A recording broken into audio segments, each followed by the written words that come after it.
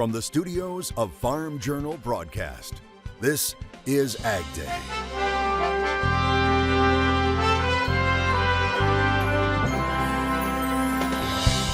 They're the stories at the heart of what makes rural America great. He said, that's kind of pretty. It'd be kind of fun just to collect some of them. Celebrating the history. You can just imagine that the land all around was just covered in oil. And the people who helped make it happen. A lot of the early inventors, including Bill Loudon, who is from here in Iowa, started inventing block and tackle systems. We traveled the American countryside this morning on AgDay. AgDay is brought to you by Pioneer. Ben's Bins, please hold. Yeah, Ben's has been busy all day. Seems like no one can keep up with this new Z series. What did you all put in these seeds? Science. Good morning, I'm Clinton Griffiths. Rural America is dotted with amazing stories to hear and places to see. One person who helps bring those to the forefront is our own Andrew McCrae. Now, Andrew travels the American countryside looking for the unusual and the historical. Well, this morning, we take you on a tour of some of the interesting discoveries he's made recently. We start with a museum that honors a key piece of farm machinery of the past, the hay trolley. In the early days of this country, farmers put up hay by hand, everything from cutting and raking to using a fork to pitch it in the barn. But as horsepower replaced manpower, people were still looking for the best way to get all of that hay lifted into barn lofts. Surely there's got to be a better way to do that than forking it up there the European way. So a lot of the early inventors, including Bill Loudon, who is from here in Iowa, started inventing block and tackle systems. That block and tackle system relied on what is known as a hay trolley that ran on a track in the top of the barn. A rope and grapple could be lowered to pick up the hay, then lift it with horsepower, and the hay trolley rolled down the track and the hay was dropped where desired in the loft. The way people got around was on horses, and horses eat hay, so if you didn't have hay, you didn't go anywhere. And the ability to put up hay more efficiently was a huge benefit. Steve says New York State was initially the biggest hay producer because of the tremendous need to feed all of the horses used for carriages in New York City.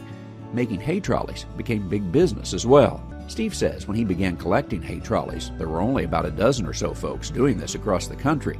Today, a look around his barns reveals many of the names of those manufacturers and the various designs they used to try and stay ahead of the competition. They're small, they're affordable, they're mechanical, people can work on them. We have a lot of people with engineering backgrounds. Grandpa or grandma lived on a farm, so they relate back to the fact that it was part of the agricultural history. Steve is amazed by the number of people of all ages who are collecting today. Here at his homestead, he has a few private barns with gorgeous displays of hay trolleys he's restored, about 350 in all. He focuses on the harder to find ones these days, and Steve has much more than hay trolleys here. In the case of Hunt, Hellman, Ferris, Harvard, Illinois, they were a fairly major manufacturer of kids' toys, and they made sleds and wagons and other things. He has several of those sleds and wagons manufactured by the same companies making hay trolleys, plus seats and much more from early equipment. He enjoys seeing the number of young people now interested in this piece of history. In some ways, it's the perfect farm item to collect. I tell you, they're as celebrated, a $50 one is as celebrated as a $5,000 one, and that's the beauty of hay trolley collecting and the group of people that are preserving this part of our farming history. Even though the trolleys in Steve's barn may speak to agriculture's past, it's truly a subject for the present and future, with collectors of all ages scouring barns across the nation to find a unique piece of farming history. Traveling the countryside in rural Iowa City, Iowa, I'm Andrew McCrae. Discovering the history of rural America sometimes takes a tasty turn for Andrew, as he recently learned about the history behind one of the nation's most iconic ice cream brands, Blue Bunny Ice Cream in Iowa. For our American countryside stories, we go to several museums, but you know it's going to be a great day when you go to an ice cream museum and you get to taste the exhibits. It all began back in 1913. Fred Wells Jr. began a milk delivery business based in Le Mars, Iowa. In 1925, he partnered with his brother Harry. As Beth Meyer explains, they soon hit the difficult Depression years, and that led to an important decision that impacts us yet today. It was a time when times were tough, and even now when times are tough, people still turn to ice cream, and it makes everybody smile. That's one thing working here. Everybody's happy to walk in our doors. The Wells brothers had begun an ice cream business, but it needed a name. So they advertised a contest in the Sioux City newspaper to name the company. They paid a $25 prize to the winner. George Vandenbrake worked for the Sioux City Journal at the time and saw that the contest was happening, and his son actually is the one that saw a blue bunny in the window during Easter, and he said, "Dad, what about Blue Bunny?" And it's been Blue Bunny ever since. The production facility here continued to churn out more and more of the product over the years, and the company grew with that demand. The town grew around that, and after that they needed to expand, or wanted to expand, because they knew they wanted to make more ice cream, so they built the South Ice Cream plant, and then not long after that, the congressional bill was signed that we were named the ice cream capital of the world because more ice cream is produced here than anywhere else in the country, and that stands true today. Today, Wells Blue Bunny also has a production facility in New York State and another near Las Vegas to help with the logistics of shipping ice cream to the end user in a timely fashion. Beth and I did this interview inside the Visitor Center, where you can choose from a lot of flavors for your own dish or cone, which leads many people to ask, what is the most popular flavor? Salted caramel craze is probably what people choose the most. We also have Bunny Tracks is right up there, as well as super chunky cookie dough. But vanilla is what we use the most because that's the base for all of our shakes, our extreme sundaes, all the delicious things that we get to make. So vanilla is what we definitely go through the most. Beth says people can eat and learn about ice cream here, but one piece of the story people may not realize is that all of the milk used in the facility is sourced from within 75 miles of here. And many of those farmers help tell the story from farm to store shelf as well. They give tours at the dairies and they teach the kids that come through here where the milk comes from that's making the ice cream. So the kids truly get to learn the process from beginning to end. It's a fun place to visit, and just about everyone loves ice cream. With so many flavors from which to choose, the Visitor Center is a hit for many a trip for visitor and local alike. Traveling the countryside in Lamars, Iowa, I'm Andrew McCrae. And we're just getting started telling stories along the American countryside. Coming up, we head to a museum that tells the story of Texas boomtown days, plus a man with 1,000 hats or more. See this vast collection coming up. AgDay is brought to you by Winfield United. Deliver a 5.7 bushel per acre average yield increase in corn and 3.7 bushels per acre in wheat compared to fungicide alone. Master Lock Adjuvant, built for it. Learn more at winfieldunited.com.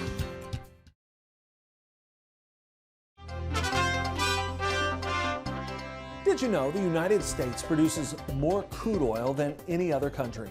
And the biggest oil producing state by far is Texas. 42.5% of all the crude oil production comes from the Lone Star State. And striking oil for the first time was a pivotal part of American history. As we learn, continuing to travel the American countryside with Andrew McCrae.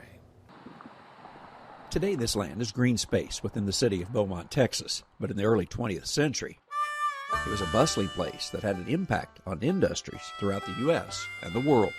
January 10th, 1901, that's when we struck oil, the famous Lucas Gusher.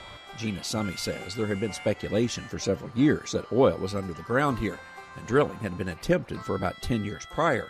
When they did strike oil at a depth of around 1,200 feet, it was an amazing force that came rocketing from the ground. And while they were glad to see the oil they had hoped for, there was now a new problem: how to capture 100,000 barrels of it spewing to the surface every day. They didn't even have the tools to actually cap the oil to stop it from spewing out. So it took them 9 days. And you can just imagine that the land all around was just covered in oil. No one had ever seen something like this, and the gusher represented an important point in American history. It marked the beginning of the petroleum industry, not just for Texas, but for the United States. The Spindletop Boomtown Museum relives that important event, even recreating the day the Lucas Gusher came to life. You're in for a treat. Today it's a gusher of water rather than oil. And with the oil back in 1901 came people. Just as the gold and silver rushes had beckoned thousands westward, this black gold now had people flooding to southeast Texas. They had about 400 to 500 people traveling in by train by the day, so you can just imagine how big the city grew. Beaumont's population of 10,000 people swelled to 50,000 people in 3 months' time. Boomtowns like Gladys City, recreated here at the museum, share what life was like. The city was so short on housing, the barbers' chairs were rented as sleeping spots, and some people just bought tickets on the train so they could have a place to rest. But over the years, the flow of oil dwindled and towns like Gladys City faded. Citizens knew this was an important point in the country's industrial history, and while years had passed, the significance of the place was not lost. Today you can come and walk the boardwalks and experience many events at Old Gladys City, the place back in 1901 that gave birth to the modern petroleum industry at Spindletop. Traveling the countryside in Beaumont, Texas, I'm Andrew McCrae. Now, one man is living the mantra, if you build it, they will come. How his works of art are helping to save his small town. Next. AgDay is brought to you by Germinator Closing Wheels. Germinator steel closing wheels provides a 13 bushel advantage per acre in no-till and a 7 bushel advantage per acre in conventional. Do you have enough room in your bin to switch to the Germinator?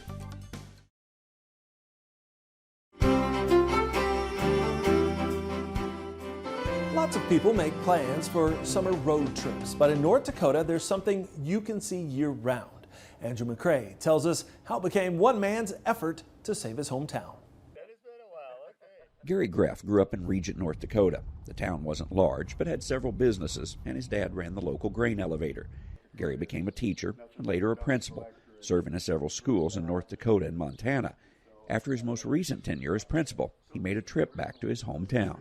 While I was looking for this job, I saw that the town of Regent had gone from a town of 500 to a town of roughly 100 people. The town was dying. Soon Gary's focus was not on another principal job, but what to do for his hometown. Regent was 30 miles from thousands of cars traveling on Interstate 94, but how could he lure people down the road? He eventually decided that creating huge scrap metal sculptures along the highway might do the trick. But perhaps Gary had a huge obstacle in his way. Never laid a bead of weld in my life, never had an art class, just said, let's go for it. His first sculpture was of a family, man, woman, and child, using large oil tanks as the foundation for the piece. It took almost 3 years to construct, and it was now Gary's full-time job. When you bring art into a farming community, you know what farmers think of art. Artists are not considered, part of farming. Gary says farmers are artists, though, with what they do with the land, and his sculptures often share scenes from rural America. The first 4 sculptures didn't attract huge crowds, but once he placed one near the interstate, travelers began to come.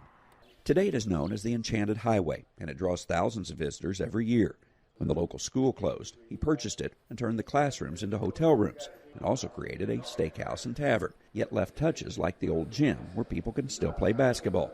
There are more sculptures to create and more ideas he hopes to bring to fruition, especially when you consider he didn't know how to weld when he began the process. He hopes his work inspires others in small towns. Perhaps young people will be inspired to stay, create, and build businesses in rural areas. It's hard but rewarding work. I will not see my project completed in my lifetime. We do have a new board now, Enchanted Highway Board.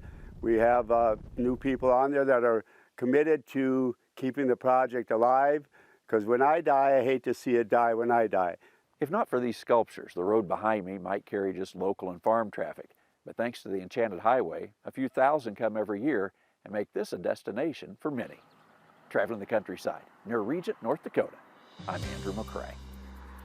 From helping to save one town to putting another town on the map. See how a famous candy bar was born and the town that is still part of its history.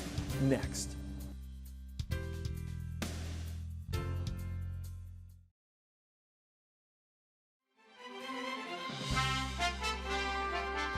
Earlier, we heard about the history of one iconic ice cream brand, but that's not the only sweet treat Andrew has gotten to learn more about. Next, he shows us where a famous and unique chocolate bar got its start. The story begins with L.S. Heath in Robinson, Illinois.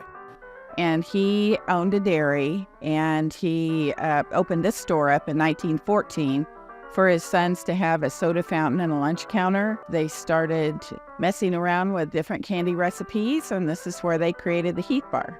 The new candy carried the family name, but the Heath Bar may have remained popular just locally, if not for a twist of fate that brought it to a huge audience. During World War II, they got a contract with the government to put Heath Bars in the mess rations for the soldiers because it was less likely to melt like the other candies that they'd put in there. The English toffee-style candy bar performed well in battle, so to speak, and it left an impression on all who ate it during the war. When all of the soldiers came home, then they wanted Heath Bars, and so then they had orders for all over the country. For many years, all of that candy was made right here in this very store. They had a kitchen upstairs, and they cooked a lot of they cooked all of their candy upstairs and shipped it out. This was a family-owned company until 1989, when it was sold to Leaf. And then, in 1996, it was sold again to the Hershey Company. However, even with those changes, one thing has remained the same. They had an agreement with the companies that bought the factory that they wouldn't take the Heath Bar out of Robinson because it's kind of our only claim to fame that we have. And so they've honored that and kept the Heath Bar in Robinson. Traveling the countryside in Robinson, Illinois, I'm Andrew McCrae. Up next, you probably have a couple of farm hats in your closet. But we bet this guy has more. Andrew takes us on a tour next. The Dairy Report on Ag Day is brought to you by Enogen. Enogen delivers more available energy to your cattle, increased starch digestibility, and improved silage quality. Energize your operation with Enogen corn for feed.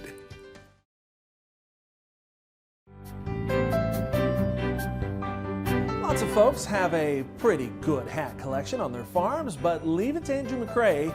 He's stumbled on the world's largest collection of hats. Filming my dad loading the semi. In the 1960s, Scott Legred's dad was farming, as well as selling livestock equipment and snowmobiles. He was on the road and would occasionally be given a hat by those with whom he did business. What I had heard is he went into the closet to get something one day, and there was a bunch of hats on a shelf that was kind of different colors. And he said, that's kind of pretty. It'd be kind of fun just to collect some of them. Scott's father began collecting hats, sorting and boxing them. As Scott grew, he and his father were always working on their family farm that dates to 1875. Many of the hats had ties to their livelihood. A lot of it was farm hats. That's just because we're in that industry and our family's been doing it for so long. He had another couple rules. They had to have a patch on them or an advertisement. They couldn't be plain. And then they couldn't have any dirty sayings. They had to be clean sayings. Over time, the collection grew, and his father set personal goals for the number and types of hats he wanted to collect. So these are a lot of the John Deere hats. One of those achievements was tied to John Deere dealerships. He wanted to get a John Deere hat that said the state and the name of the dealership, implement dealer, from every state, so all 50 states. And once he had all 50 states, he set out to get one from each Canadian province as well. Scott's father passed in 2011, which means Scott oversees thousands of hats today. So this is still the world's largest hat collection. Over 109,000, I would guess about 115,000 if I had to take a guess. And they did not collect duplicate hats, so each should be unique. They got the same logo and colors, but if you look, this one is solid, and this one is mesh, so that makes them different. Yep. Scott has some hats displayed in his home, along the walls, and on shelves in the garage. There's 3 semi-loads of hats that have been boxed, documented, and categorized. They did that when Guinness Book certified the collection several years ago. Scott's father loved collecting hats, yet he says there is something a bit ironic about the collection.